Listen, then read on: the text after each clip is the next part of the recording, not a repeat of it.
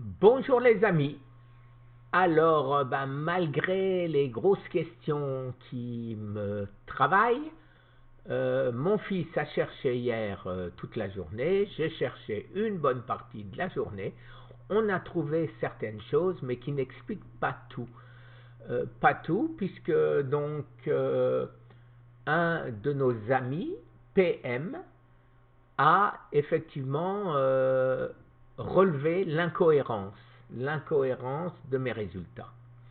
À savoir, il écrit, il y a une incohérence, comment peut-on avoir un taux de ferritinine élevé et être anémié? L'anémie est due généralement à un manque de fer dans l'organisme. Le fer favorise la production de globules rouges dont vous avez et vous avez un taux élevé de fer. Donc, plein de points d'interrogation, où est l'anémie? Il y a quelque chose qui m'échappe certainement. Et j'ai répondu, ça échappe à tout le monde et c'est bien là le problème. Alors, en effet, j'ai un manque de globules rouges, donc je suis effectivement anémié. De l'autre côté, mon fer est tout à fait normal et mes vitamines B12 sont tout à fait normales. Donc je ne devrais pas être anémié. De plus, de plus, ma ferritinine est 4 à 5 fois plus élevée que la normale, ce qui veut dire que j'ai beaucoup trop de fer. Or, je viens de le dire, dans mes prises de sang, je n'ai pas trop de fer et en plus, je suis anémié, je manque de globules rouges, donc incohérence totale, effectivement. Alors, Patricia, juste en dessous, m'écrit au sujet des amandes amères que je prends en quantité importante. Vous savez qu'il y a un poison dedans, un genre de cyanure qui est censé tuer les cellules du cancer. Alors, est-ce que effectivement, est-ce que ça peut avoir une influence ou pas? Je n'en sais rien. Je ne sais même pas, j'ai pas vérifié s'il y a du fer dedans, mais on arrive de toute façon à la même incohérence. D'un côté, manque de fer, de l'autre côté, trop de fer dans la même analyse. Alors, on a regardé la seule chose, un autre de nos amis m'a écrit la seule chose importante, différente que tu as fait, c'est l'artésiminine. Effectivement, l'artésiminine, j'ai changé. J'ai changé en prenant beaucoup plus d'artésiminine. Et j'ai cherché. Alors, bien sûr, l'artésiminine aide à traiter le cancer.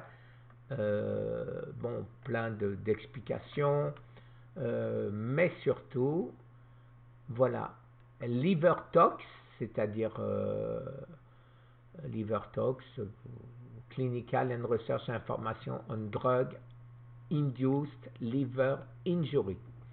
C'est-à-dire que l'artésiminine, au moment où on la prend, entraîne effectivement une blessure du foie.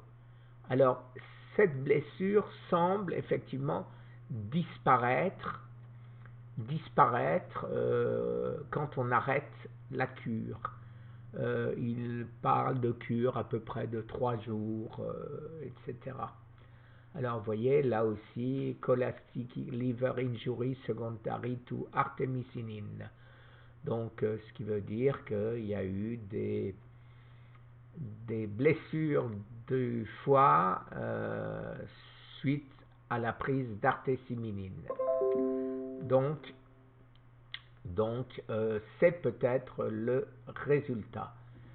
Alors, maintenant, bien sûr, la première chose qu'on a cherché, c'est les bone cancers, c'est-à-dire le cancer des os, et high ferritinine, puisque c'est ce que j'ai. Et il y a des quantités d'articles là-dessus. High ferritin in cancer, ferritin in cancer, cancer with high ferritin level and cancer, low ferritin in cancer. Donc, comme d'habitude, il y en a qui disent oui et il y en a qui disent non. Mais plus on regarde, je pense, plus je suis, entre guillemets, je fais toujours ça, rassuré dans la mesure où je pense que c'est un effet secondaire de l'artésiminine. Et maintenant j'ai arrêté. Pendant 3 jours, je vais me traiter avec, vous connaissez certainement la personne qui recommande ceci. Et bien je vais l'écouter. Je vais essayer de prendre des jus de kale, des jus de comment ça s'appelle, des choux, enfin me faire des jus très détoxifiants avec du citron. Je vais continuer à prendre mon milk quelque chose, chardon, je sais pas quoi. J'oublie toujours le nom en français. Bon, vous m'en voulez pas, hein. Bon, mais les pilules, je les prends quand même. Et donc, bon, et ben écoutez, dans 3 jours, je fais mon échographie et peut-être, allons savoir, que mon foie aura une taille normale.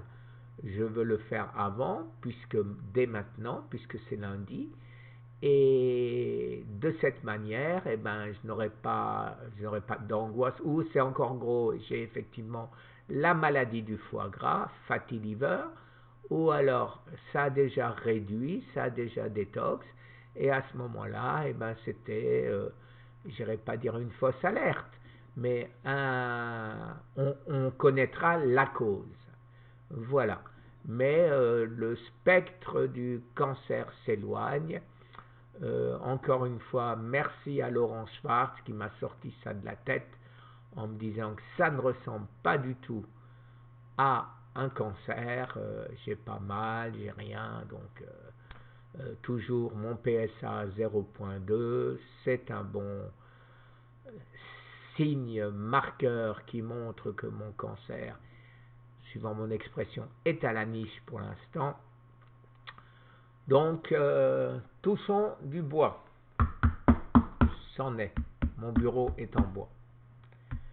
Voilà les amis. Alors maintenant, je vais arrêter avec ça, mais dans mes recherches, j'ai trouvé pas mal d'autres choses. Alors, c'est l'objet, pour ne pas mélanger, de la vidéo qui va suivre. A tout de suite. Très bonne journée les amis.